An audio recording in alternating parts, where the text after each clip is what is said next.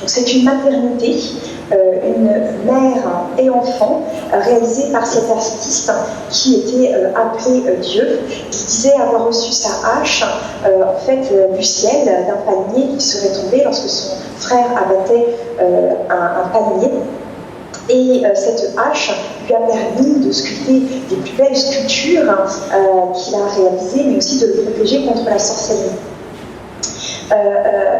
Sra ne travaillait pas seul, il a beaucoup enseigné l'art de la sculpture à ses neveux, les fils de ses sœurs. Il avait aussi sa femme, une de ses femmes, pas sa première femme, mais sa femme préférée qui l'aidait à la sculpture. Alors qu'à la base, les femmes ne participent pas à la sculpture chez les dents. Elles n'ont pas le droit de sculpter, elles n'ont pas le droit de porter les masques, elles n'ont pas le droit d'entendre parler, ni de prêter l'oreille à la sculpture. Et donc c'était vraiment quelque chose d'exceptionnel et bien sûr quelque chose de secret, de caché. Et donc Sra a reçu de nombreuses commandes et notamment les hommes devaient être aussi hospitaliers comme les femmes et a reçu cette commande d'un homme qui avait perdu son épouse préférée. Donc cette commande n'a pas été un objet utilitaire et fonctionnel, c'est un objet purement esthétique. Et donc ça nous prouve bien que la notion de beauté, d'art et d'artiste existe en Afrique, bien avant l'arrivée des Occidentaux. Donc cet objet a été conçu comme la représentation de la beauté idéale. On dit que Sra était justement capable de réaliser de grandes beautés uniques comme Dieu. Donc c'est une femme qui est bien ancrée dans le sol, qui a le corps recouvert de scarification, avec les dents en laiton. Donc une matière différente du bois pour bien différencier l'ivoire des dents et à la peau le bois. Par contre les yeux recouverts de kaolin qui est à la fois la représentation de la joie mais aussi de la mort, de l'autre monde. Et cette coiffure très spécifique à double coque qui est réalisée en fait en fibre végétale. Et ce qui est important de comprendre, c'est que Sra a montré en fait dans sa sculpture qu'il souhaitait sortir des conventions en fait formelles là-dedans et montrer autre chose, la possibilité d'ajout de différentes matières, mais notamment quelque chose, un fait assez unique dans la sculpture africaine. Vous allez voir en regardant le derrière de la sculpture, je vais vous montrer en fait qu'elle a dans le dos un petit bébé.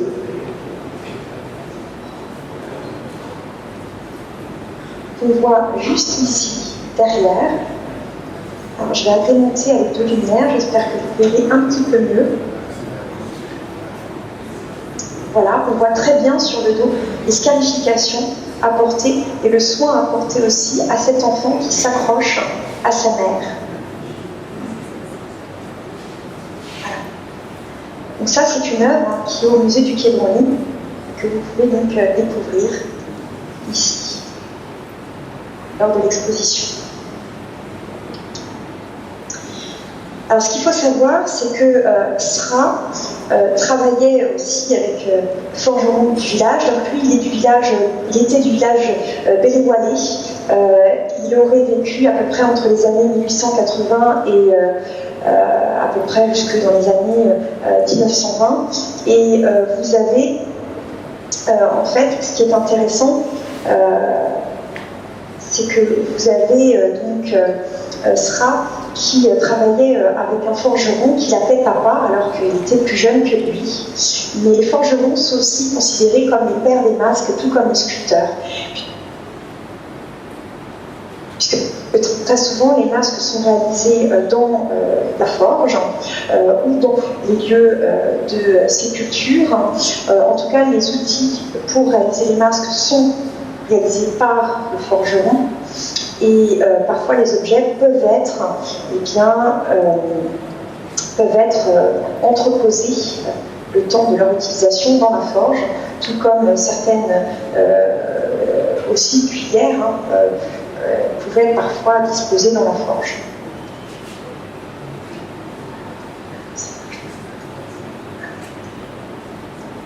Voilà, ça va revenir, excusez-moi. J'avais peur d'avoir perdu l'image. Donc ici, nous sommes devant les outils de Tom Piennet, cet artiste sculpteur qui Donc, vous présente l'élaboration d'un masque.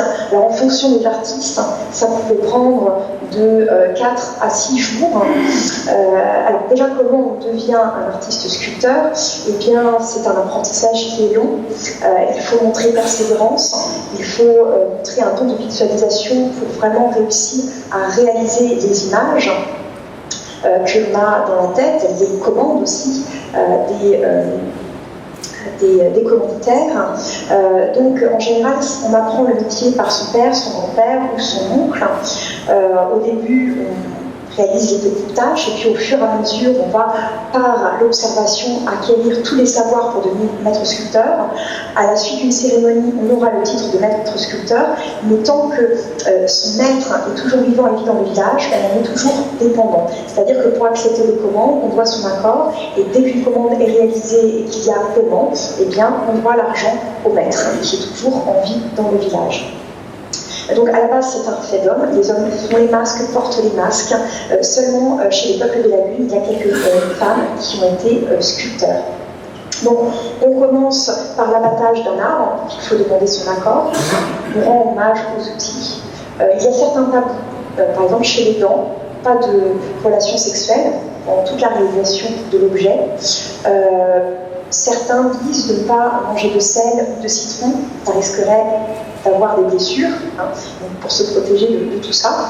Donc on coupe l'arbre vert et on va commencer à le sculpter avec les différents outils de la hache jusqu'à l'herminette jusqu'au ciseau pour dégrossir l'objet au maximum. Donc la partie extérieure du masque sur la face arrondie, la face intérieure sur le côté plat.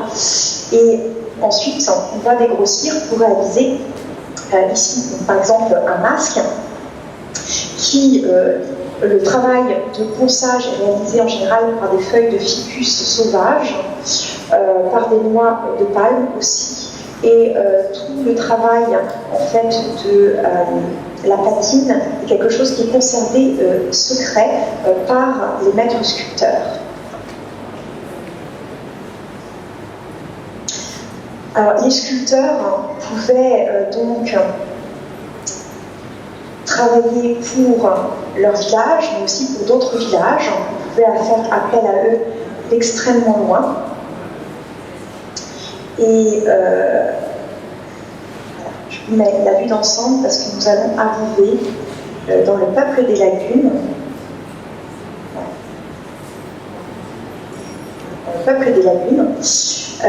Donc par exemple, Tamé, qui veut dire voyageur, était un artiste qui voyageait énormément et qui, en fait, ses œuvres, excusez-moi, l'image ne vient pas, donc ça va venir bientôt, et pouvait donc réaliser des œuvres pour des commanditaires qui pouvaient voilà, demander d'avoir ces œuvres venues de très loin.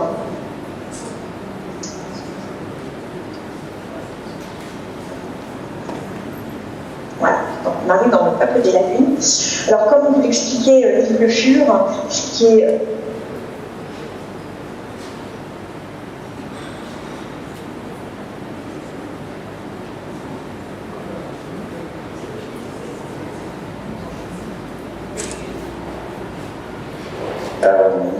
important de comprendre, c'est que chez les dents, par exemple, d'œuvres et de noms de maîtres en fonction de leurs caractéristiques esthétiques. Ici, vous avez le maître de l'ivoire, il y a aussi le maître des jolis seins, le maître des volumes arrondis, par exemple, le maître des ombrelles. Donc, c'est un peuple qui regroupe un ensemble de populations vivant dans les lagunes. Et ici, nous sommes devant un objet qui a été réalisé par un artiste qui aurait été réalisé vers à peu près 1900. Donc c'est un objet qui est vraiment tout petit, puisqu'il a à peu près la taille, enfin même plus petit que mon crayon. C'est pour vous donner une idée. C'est un personnage donc, sculpté dans de l'ivoire qui représenterait un haut de chasse-mouche. Ce qui est intéressant de comprendre, c'est que ça correspond au bâton en fait à ivoire sculpté, au pommeau sculpté que les Les administrateurs britanniques offraient aux grands dignitaires, notamment grand dignitaire du Ghana par exemple. On a aussi les rois Fanti et Asante qui offraient des bâtons en or sculptés à leurs grands dignitaires, mais aussi le royaume Loango qui regroupe en fait plusieurs terres, de République du Congo, Angola, jusqu'au Gabon et jusqu'au Zaïre. C'est un royaume qui s'est achevé dans les années 1885.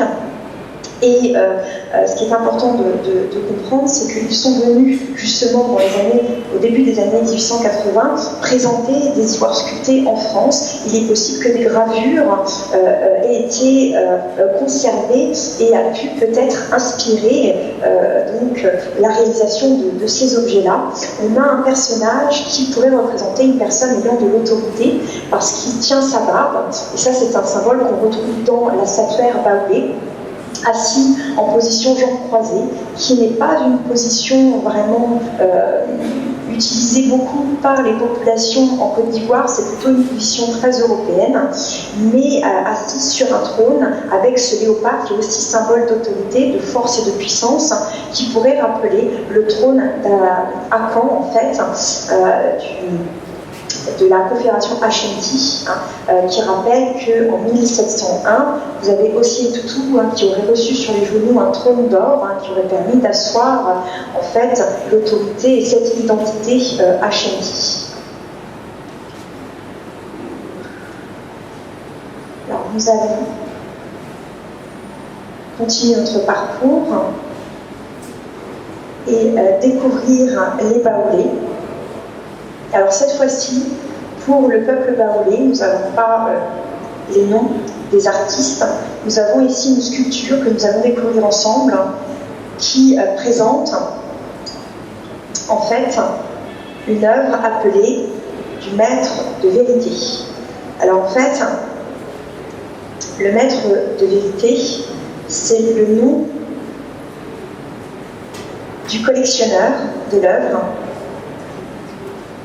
Pierre de Vérité, qui était agent d'œuvres d'art et qui, dans les années 30, va réaliser des expositions d'art africain. On est dans cette mouvance dans les années 30, beaucoup d'artistes. Nous avons par exemple Maurice de Vlaminck, Picasso, Braque, ont commencé à collectionner les œuvres d'art, notamment par l'influence du marchand d'art Paul Guillaume, qui va créer les premières expositions d'art africain à Paris dans les années 30. Et donc cette sculpture représenterait l'hypothèse, ce serait un acier Oussou. Ce qu'il faut comprendre, c'est que dans la sculpture baoulé, en général, les artistes ont fait preuve d'une très grande virtuosité, et cette sculpture est assez exceptionnelle, notamment par sa taille. Alors, il y a deux types de sculptures dans la sculpture baoulé, deux types d'esprits qui sont représentés, si on peut parler ainsi, les acier Oussou, qui sont les génies de la nature, les génies de la forêt, qui vont demander à vivre avec un humain, un homme, une femme, et donc ils vont entrer en possession de cet être, et par la transe, par la possession, ils vont communiquer avec le monde des hommes. Donc en général, ce sont des sculptures qui sont commandées par le devin à un sculpteur professionnel, et l'idée étant de représenter ces esprits le plus beau possible, même s'ils ne le sont pas, parce qu'il ne faut pas les fâcher, pas les froisser. Il en est de même pour le deuxième type de sculpture qui se trouve très présent chez les Baoulés en termes de statuettes, ce qu'on appelle les Blolobians, Blolobla, époux et épouse de l'au-delà. Dans la conception baoulée, on pense que le monde des vivants est relié à un autre monde, c'est-à-dire que lorsque l'enfant était dans le ventre de sa mère, il était déjà marié, avait déjà des enfants, et lorsqu'il est né, il a quitté cet autre monde pour arriver dans le monde des vivants. Ce qui fait qu'au moment de l'adolescence, en général, c'est à cette période où vous allez avoir des prises de contact, un impact entre ces deux mondes. Vous allez avoir des personnes qui vont avoir des crises, ou par exemple des problèmes d'ordre sexuel, infertilité, impuissance. Et donc le devin considère que c'est un époux de l'au-delà qui est jaloux. Et donc il va falloir y remédier en réalisant une sculpture et en y prenant soin. Donc parfois, dans certains ménages, il peut avoir l'époux de l'au-delà, l'épouse de l'au-delà. Alors même si le couple est bien sûr monogame, eh bien on a les 4 membres de cette famille qui vivent ensemble et il faut apporter soin à cette sculpture, passer une nuit avec, la laver, lui donner à manger. Donc voilà, c'est le type de sculpture qu'on peut trouver chez les Baoulés.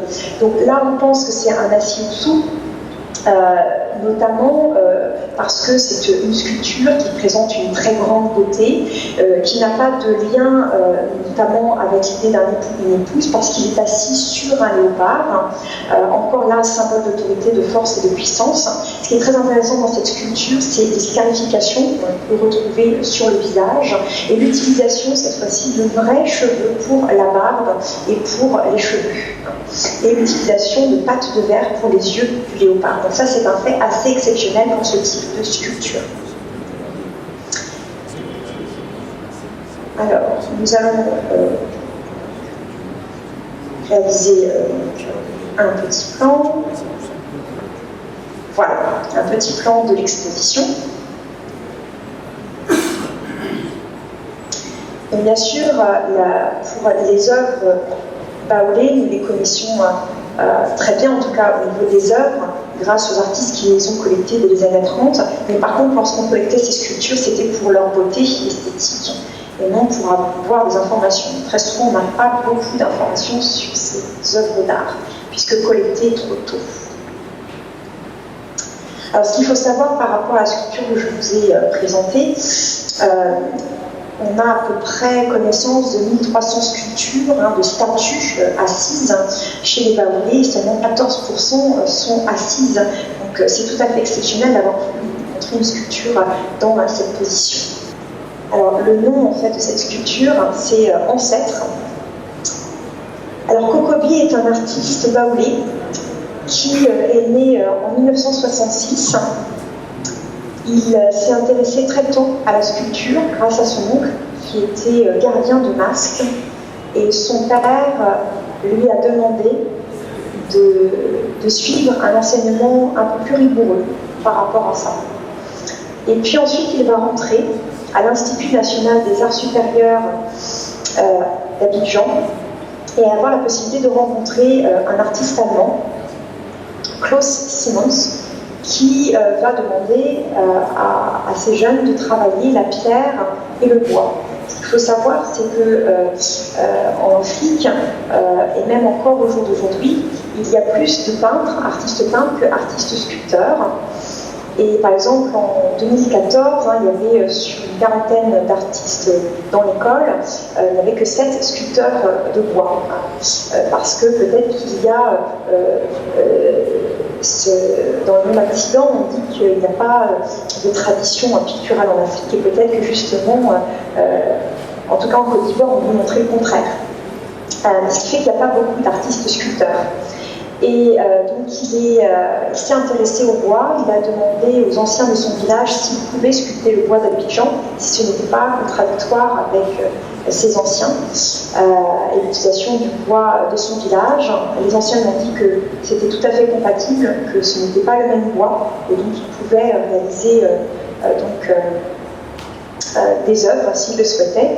Et puis il a continué son apprentissage à l'Académie des Beaux-Arts de Düsseldorf, et encore aujourd'hui il vit entre la France et l'Allemagne. Et donc c'est un artiste qui s'intéresse énormément au génocide, à l'esclavage, à l'histoire de l'Afrique, et donc il a représenté ses sculptures, c'est du peuplier brûlé. Vous voyez très bien la taille de ses œuvres par rapport à moi.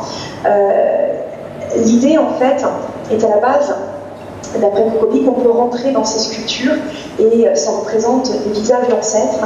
Et Kokobi était fasciné par, fasciné par le bois, et fasciné par l'idée en fait de représenter ses ancêtres et son histoire, ce qu'il connaît, puisque lui ne peut pas sculpter de masque. Donc, ce qui est important de comprendre finalement, à travers cette exposition, c'est que vous aurez découvert que l'idée de présenter des œuvres d'art qui ont été réalisées par des artistes individuels, que l'idée d'art, d'artistes et d'artisanat existe en Afrique, mais est encore une donnée actuelle, et qu'il est important de garder des liens entre le passé et le présent pour pouvoir continuer dans cette avancée et de continuer de réaliser de magnifiques chefs-d'œuvre en Côte d'Ivoire. Alors au musée du Quai Branly, vous savez, on a 70 000 œuvres pour les départements Afrique, 3800 œuvres de Côte d'Ivoire. Les 70 chefs-d'œuvre sont au pavillon des sessions au Louvre. Nous avons une magnifique collection. Donc, cette exposition participe au développement et à la notoriété de l'art en Côte d'Ivoire. Et donc, nous sommes ravis de pouvoir parler de l'art en Côte d'Ivoire, que ce n'est pas qu'un fait du passé, mais aussi un fait du présent, et on l'espère encore pour longtemps. Donc voilà, donc merci beaucoup. Et j'espère que la visite vous a été agréable. Si vous avez des questions, surtout n'hésitez pas.